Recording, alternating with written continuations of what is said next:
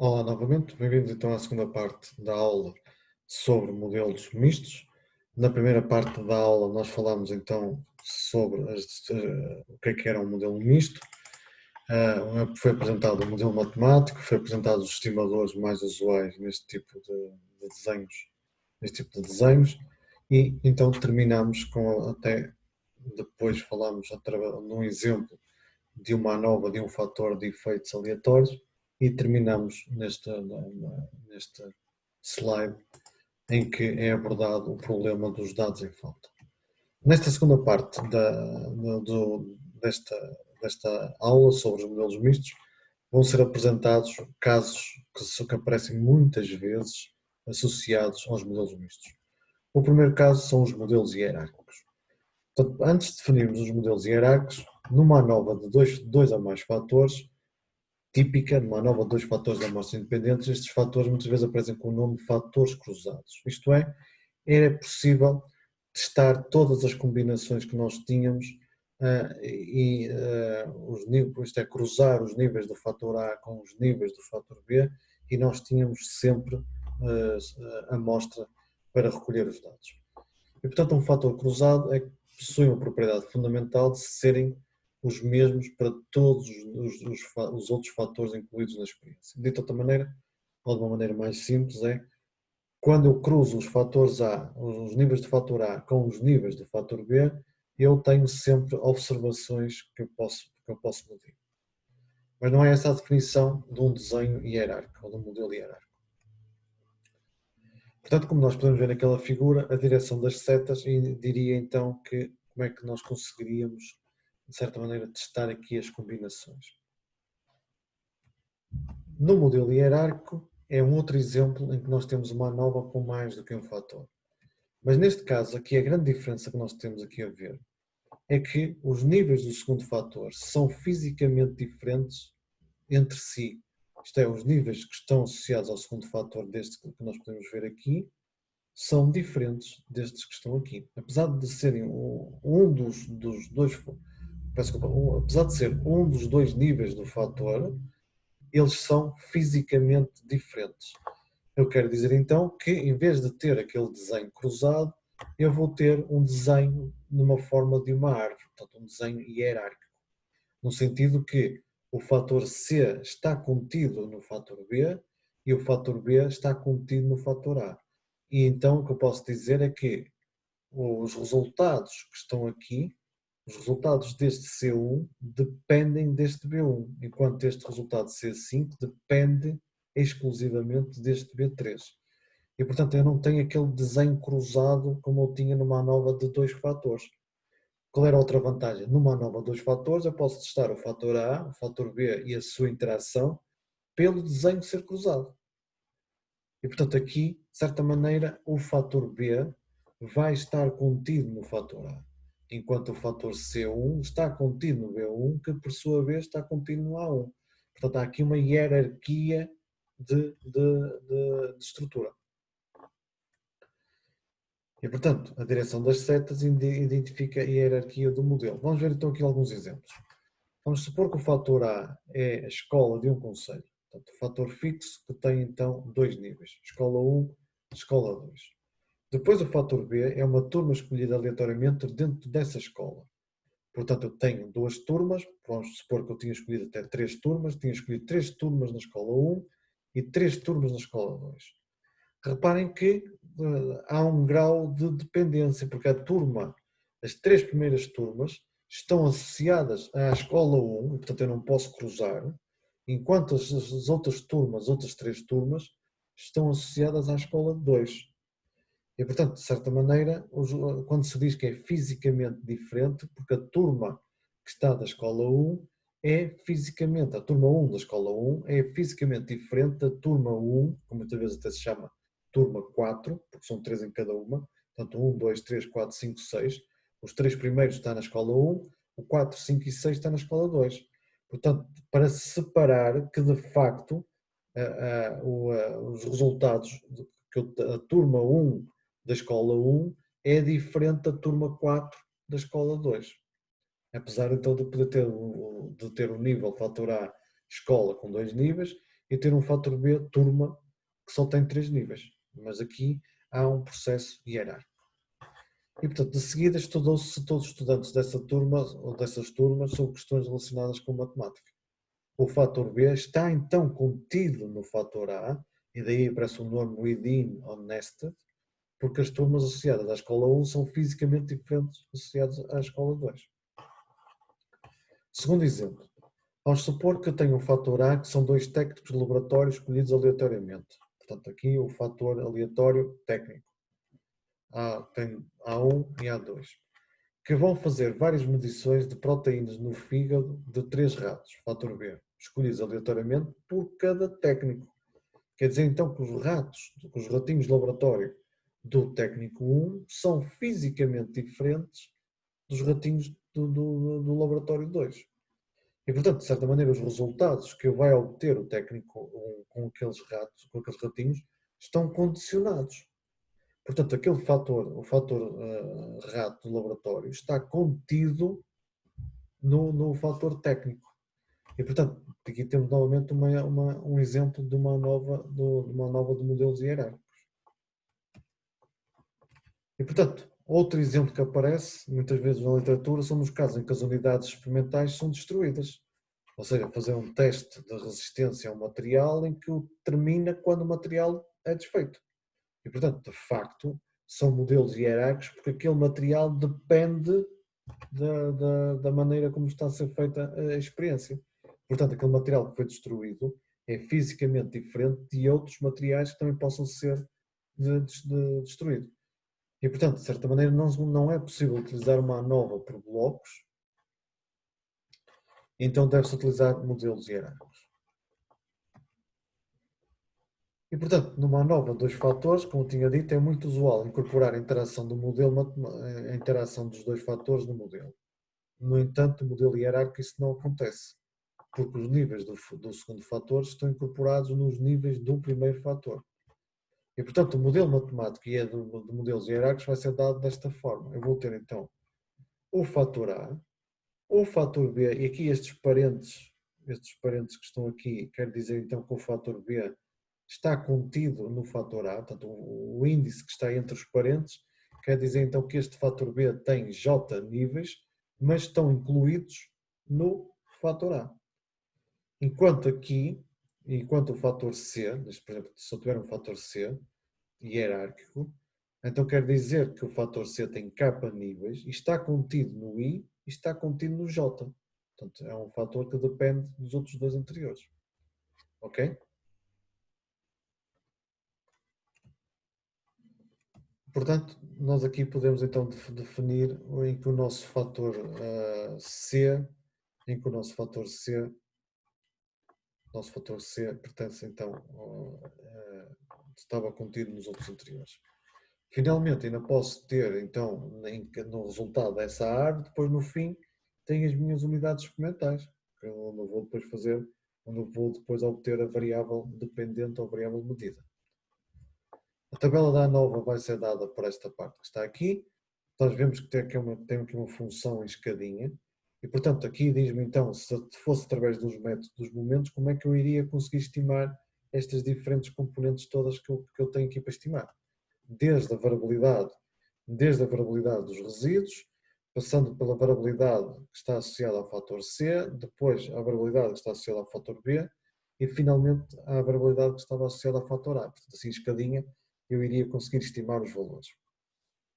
Vamos voltar àquele exemplo dos ratos no laboratório, mas agora vai ser com um pequeno catch, uma pequena modificação. Vamos supor que o fator A são 2 técnicos de laboratório, mas que não são escolhidos aleatoriamente. Portanto, são fatores fixos. Portanto, este nível de fator A é um fator fixo, que tem 2 níveis, que vão fazer várias medições de proteínas no fígado de 3 ratos, fator B. Os ratos são escolhidos aleatoriamente por cada técnico, e portanto quer dizer que fisicamente os 3 ratos de laboratório do técnico A são diferentes dos técnico B. E portanto, de certa maneira, como está ali dito que os ratos foram escolhidos aleatoriamente, o fator B que são os ratos de laboratório, é um fator de efeitos aleatórios. Mas neste caso, então, aqui, neste modelo, iremos ter um modelo matemático que vai ser dado então desta maneira. Vamos então testar o fator da média que é comum para todos, vai ser à custa do fator A, mais o fator B que está contido no fator A, ok? E como é óbvio, como tinha dito anteriormente, não pode haver interação. Não pode haver interação porque há cruzamento de níveis em que o resultado vai ser NA, not available, porque não foi medido, ok? E, portanto, de certa maneira, então estes modelos hierárquicos é preciso ter algum cuidado inicialmente para perceber se ele é um modelo hierárquico ou não. E, portanto, neste modelo hierárquico, neste exemplo, eu tenho um fator de efeitos fixos e tenho um fator de efeitos aleatórios. E, portanto, eu não tenho 3 ratinhos, eu tenho 6 ratinhos. Se fosse uma ANOVA por blocos, eu só tinha 3 blocos. Porque aqui não é possível. Aqui eu tenho 6 ratinhos diferentes. Ok? E, portanto, os resultados da estatística descritiva, vejo aqui os ratos associados ao primeiro técnico e aqui os ratos associados aqui ao segundo técnico. Eu não vou ser muito descritivo nos resultados a apresentar, porque isto tornaria muito pesado, e depois na aula prática então iremos fazer com mais cuidado, seguindo aqueles os scripts que eu preparei para vocês, em que tem mais resultados que nós podemos analisar. Eu comecei por fazer aqui uma pequena parte, que é considerar todos os efeitos fixos, portanto, não indo de encontro ao problema, e vejo então que, de facto, há uma diferença para do fator técnico não é estatisticamente significativo, mas a combinação técnico-rato, portanto, aquela combinação de modelo hierárquico, portanto, não há um fator propriamente de rato de laboratório, aqui nas tabelas não aparece isso, aparece sim a combinação entre os dois, porque aqueles 3 ratinhos dependem do técnico 1, os outros 3 ratinhos dependem do técnico 2, e portanto a interação aqui é isso que quer dizer. E quer dizer então que o comportamento, que a combinação dos ratinhos com o técnico é estatisticamente significativa.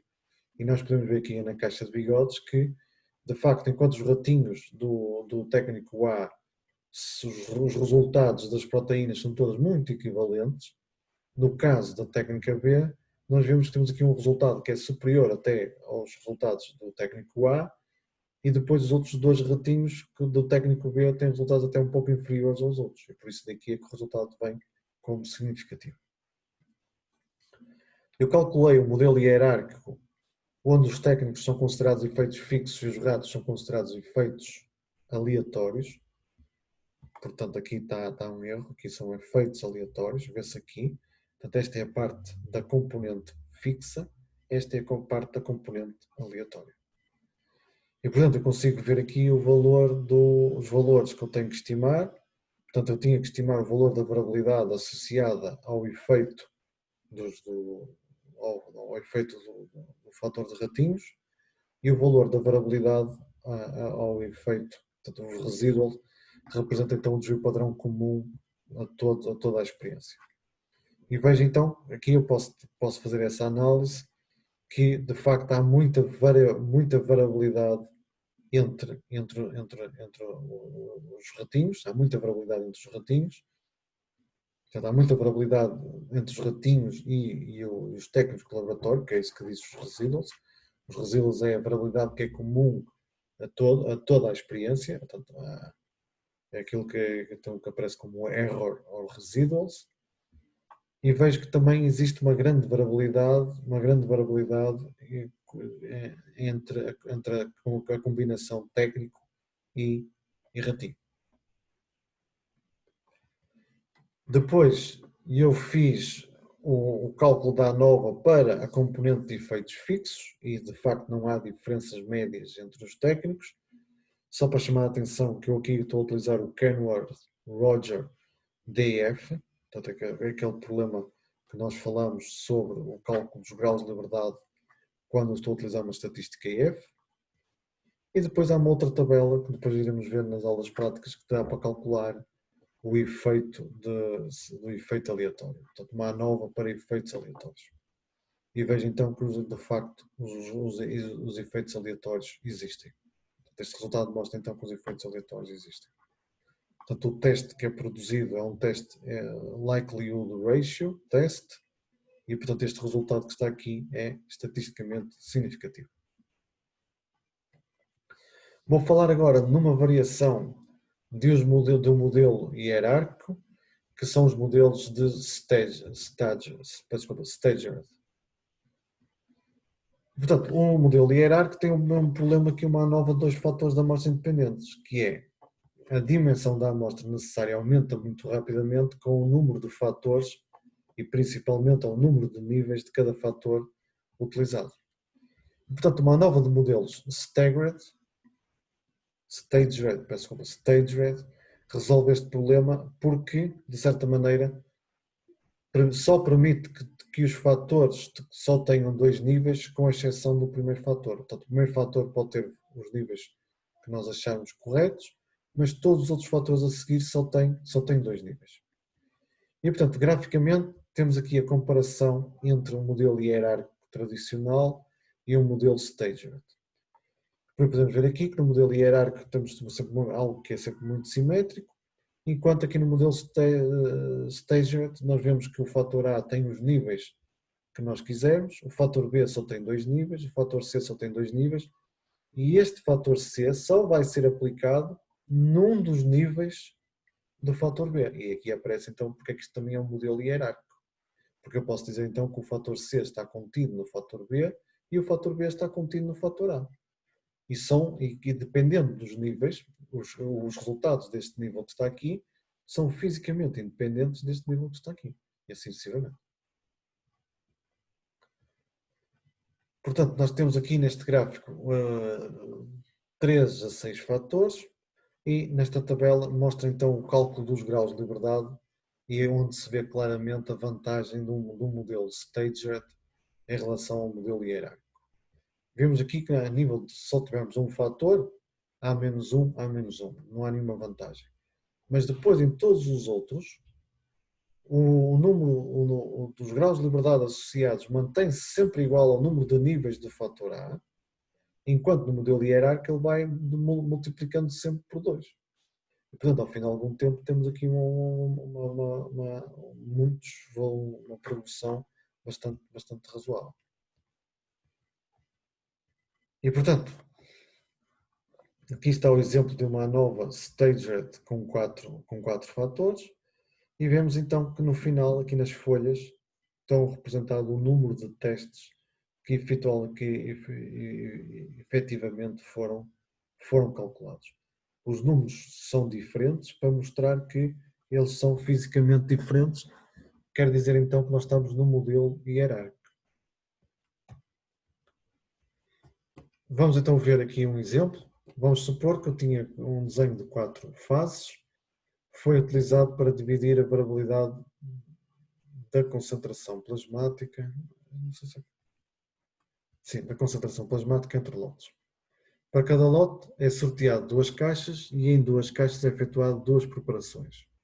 No fim, cada preparação foi repetida 2 vezes. Este processo foi efetuado em 30 lotes sorteados ao acaso. Portanto, eu tenho o fator A, que é o fator lote, que tem 30 níveis. Portanto, é o único fator que pode ter mais de 2 níveis. Depois tem o fator caixa, que depende do lote, e tem o fator preparação, que depende da caixa. Finalmente, temos então o fator réplica, que vai ser então, que tem 2 níveis. Portanto, foi testado no final 2 réplicas para verificação dos resultados. E, portanto, nós teremos um modelo staggered desta forma. E depois, na aula prática, nós iremos fazer um modelo muito parecido com este para vermos então os resultados que nós podemos obter. Portanto, não se esqueçam que o modelo matemático, podia ter escrito aqui um modelo matemático, mas o modelo matemático não é mais do que uma variação do modelo hierárquico, que é este que está aqui definido. Vou só pôr aqui o modelo geral, que é este modelo geral que está aqui. Portanto, o modelo staged, o modelo da ANOVA de staged é exatamente igual ao modelo hierárquico que nós aqui apresentamos. Voltando então aqui para o resto da aula. No final desta aula, também vou apresentar um exemplo, embora não tenha aqui os resultados dele, porque estes resultados vão ser, em princípio, então vai ser um dos projetos que vocês vão fazer, que é um ensaio clínico sobre hipertensão. Este ensaio clínico foi randomizado com dupla ocultação, double blind, portanto, os participantes não sabiam em que braço é que estavam, nem os técnicos que estavam a ajudar no ensaio clínico sabiam em que braço é que estavam. Neste ensaio, então, foi para testar então 3 tratamentos diferentes para a redução, para o tratamento da hipertensão. Em que temos um novo fármaco e o B e o C representam fármacos que já existentes no mercado. Foram selecionados aleatoriamente 29 centros e os pacientes foram randomizados nos tratamentos. O estudo consistiu em 6 visitas, 2 consideradas de pré-tratamento e 4 durante o tratamento. Portanto, aqui não houve nenhum follow-up. Depois de terminado o estudo, ver qual foi o resultado passado algum tempo. A visita 1, na semana 0 foram efetuadas medições, incluindo a pressão sanguínea diastólica. Nós vamos ver que este aqui vai ser o nosso endpoint principal, para verificar se os pacientes cumpriam os critérios de inclusão. E foi administrado um placebo para o tratamento de hipertensão durante uma semana. Portanto, durante uma semana eles tiveram a tomar um placebo só para verificar os resultados na segunda visita. E, portanto, na segunda visita, as medições foram repetidas e os pacientes que satisfizeram os critérios de inclusão foram então randomizados nos 3 tratamentos. Portanto, estes 2 resultados, da visita 1 e visita 2, é só para garantir que não há um efeito placebo nos medicamentos. Portanto, se os resultados não houver diferenças entre a semana 1 e a semana 2, quer dizer então que aquele sujeito aquele participante não é suscetível ao efeito placebo de achar que está melhor, quando na realidade não está. As visitas 3 a 6, que foi as semanas 3, 5, 7 e 9, as medições da pressão diastólica foram obtidas em períodos de 2 semanas. E, portanto, na visita 6, terminou-se o estudo com a última medição. Foi recrutado 311 pacientes, 288 foram considerados aptos para a randomização e 30 pacientes desistiram do estudo até à visita 6.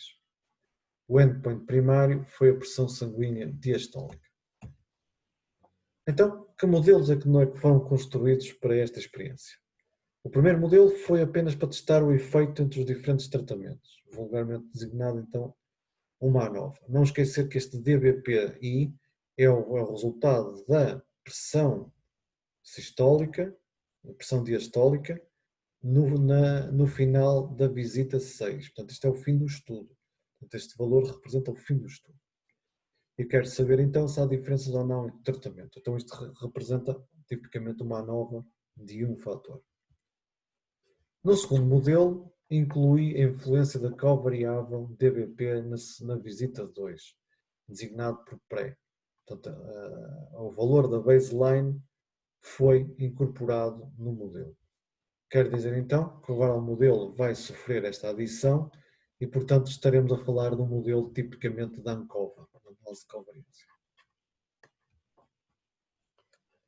O modelo 3 vai mostrar a influência, ou vai modelar a influência do centro. Aqui ainda considerada como um efeito fixo. Portanto, aqui neste caso vou incluir a influência do centro, portanto foram utilizados 29 centros, e isto vai me permitir distinguir os resultados obtidos dos diferentes centros, qual é a contribuição de cada um dos centros para o resultado final. O modelo 4 é para mostrar a inclusão da interação entre o centro e o tratamento, porque como os tratamentos foram feitos dentro dos centros, eu quero saber se a resposta ao tratamento dependeu ou não dos centros.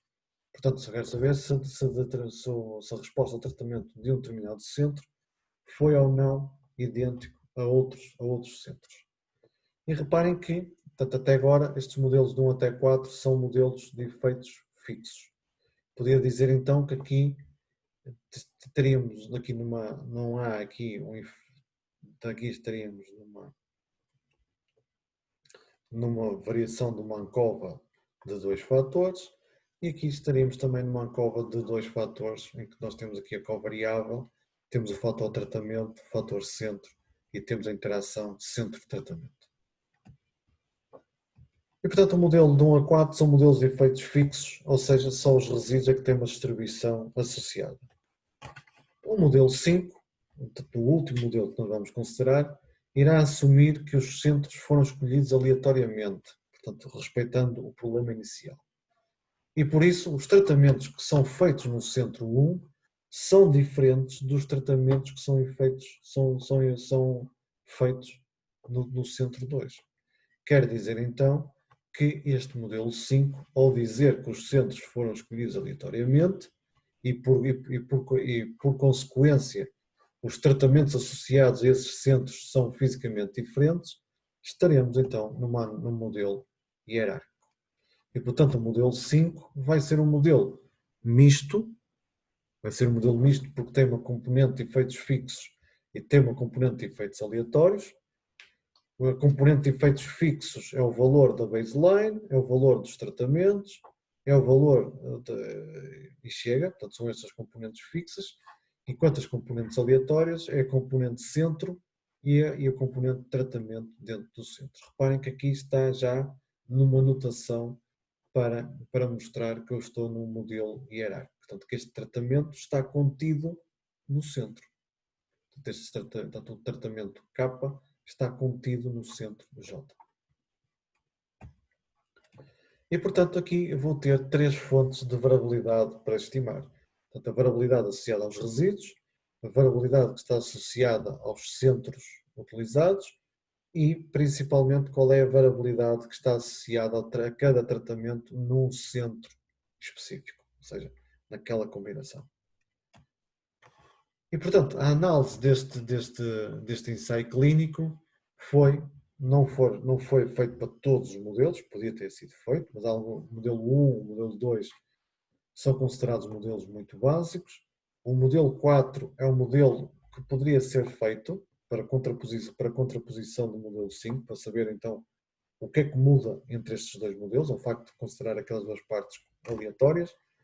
Mas na realidade então os modelos interessantes vão ser o modelo 3, onde o centro está classificado como um efeito fixo, portanto é um modelo que só tem efeitos fixos, uma variação do modelo 3, que eu podia ter chamado modelo 3A, em que o centro é considerado um fator de efeitos aleatórios, para ver então a influência do centro, e finalmente o modelo 5, em que, para além de ver a influência do centro, vejo a influência da interação do tratamento por centro. Portanto, o modelo 5 acaba por ser um modelo que, em princípio, será o modelo mais explicativo, será o modelo que irá ter os melhores resultados. Então, isso fica então para depois demonstrar. Portanto, a aula de modelos mistos termina aqui. Em anexo, eu tenho aqui alguns resultados, principalmente relacionados então com uma ANOVA de 2 fatores, ambos de efeitos aleatórios. Portanto, o fator A é de efeito aleatório, o fator B é de efeito aleatório e a sua interação também é de efeitos aleatórios. Portanto, eu aqui vou ter a componente dos resíduos, a componente do fator A, do fator B e a componente da interação, para estimar. E, portanto, então, eu poderia dizer que a minha variável dependente iria ter a distribuição normal desta forma.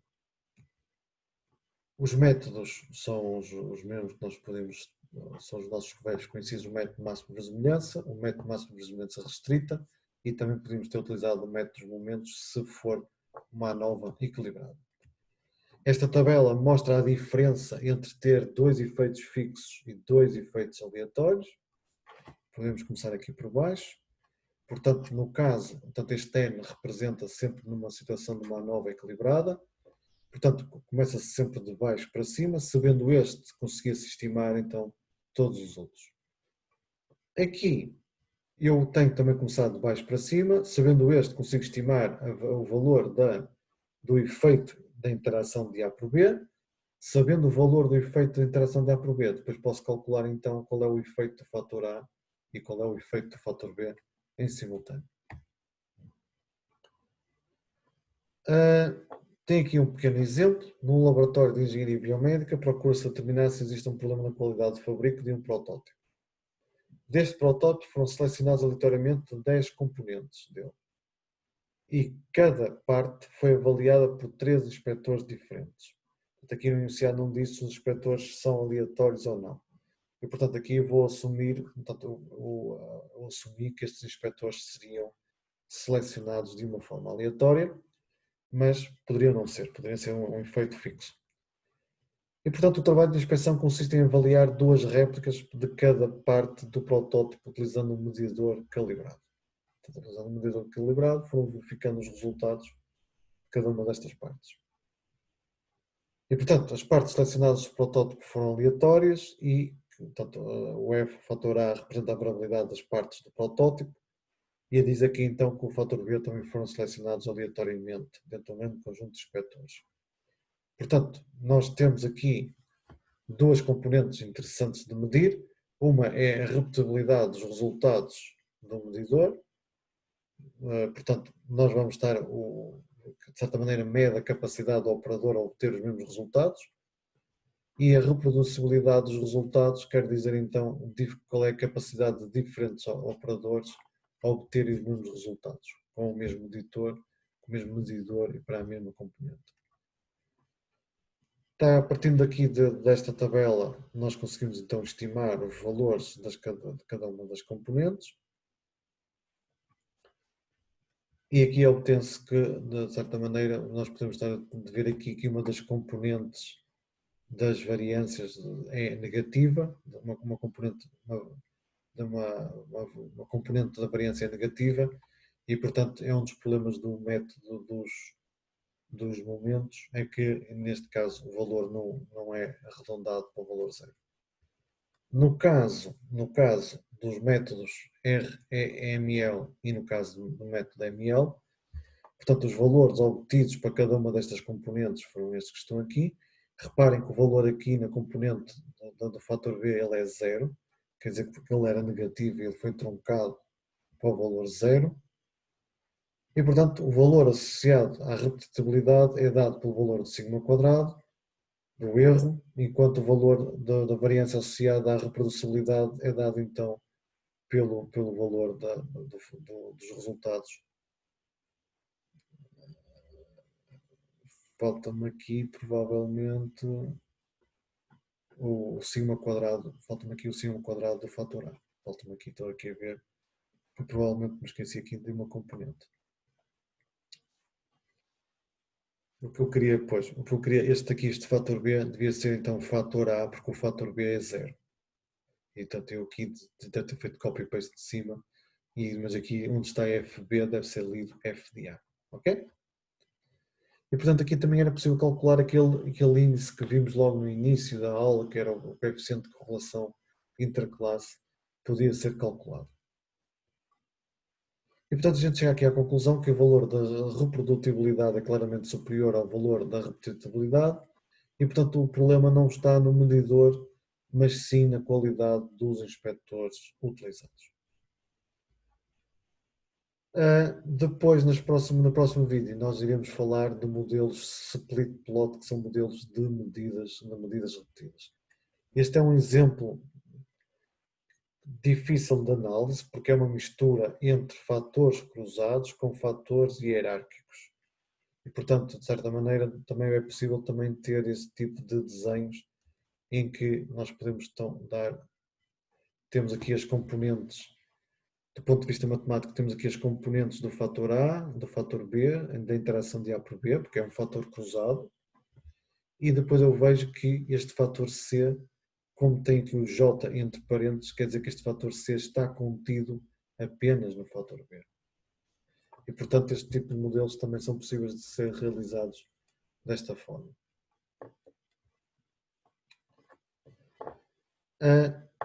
Era possível de certa maneira, ter variações do modelo anterior, ter variações do modelo anterior e aqui consigo ver que o fator C está contido no fator A e simultaneamente no fator B.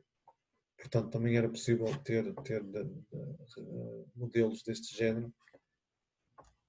E só voltando aqui um bocadinho atrás. Sim, só para ver aqui o exemplo, depois percebemos aqui a última parte. Portanto, testou-se a qualidade de 3 equipamentos de 2 fabricantes, A e B. No teste foi utilizado 2 velocidades, baixa e alta. E como o equipamento dependem do fabricante, fator fixo, quer dizer então que o fator equipamento vai ser um fator hierárquico. Portanto, a parte do modelo hierárquico quer dizer então que estes 3 equipamentos dependem deste fabricante, enquanto estes 3 equipamentos que estão aqui, C4, C5 e C6, dependem do segundo fabricante. Mas todos estes fatores, aqui neste caso, então, posso cruzar o fabricante com o fator velocidade. Ok? Então vamos ver então agora o que está escrito na segunda parte. Se alguns equipamentos tivessem sido testados a alta velocidade, uns e outros a baixa velocidade, portanto, o desenho cruzado já não era desta forma como está aqui, já não havia o desenho cruzado aqui, havia tipicamente um modelo hierárquico. Só estou aqui na dúvida se iria existir aqui interação ou não. Também fica aqui esta questão para nós pensarmos se haveria então aqui interação ou não entre o fator A e o fator B. Portanto, e aqui termino com este exemplo, que é um exemplo clássico que aparece na literatura. Testou-se a qualidade de 3 equipamentos de 2 fabricantes, A e B. Foi utilizado 2 velocidades, baixa e alta, quer dizer que todos os equipamentos tinham 2 velocidades, A1 e A2. E tem aqui os tais 3 equipamentos, do fabricante B1 e tem aqui os 3 equipamentos que são diferentes do fabricante B2. Portanto, aqui estamos a falar daquele primeiro modelo que eu tinha apresentado, este primeiro modelo que está aqui. Se esta situação acontecesse, eu acho que tenho quase a certeza que nós não iríamos ter aqui interação. Porque não é, porque deixaria de ser cruzado. Mas fica para a análise. Ora, muito bem, e com isto termina então o segundo vídeo sobre modelos mistos. O próximo vídeo será então sobre modelos mistos, mas na vertente de medidas repetidas, com ou sem fatores de amostras independentes. E pronto, então se tiverem dúvidas, podem colocar na caixa de comentários ou então esclarecer durante as aulas práticas. Obrigado então a todos por terem assistido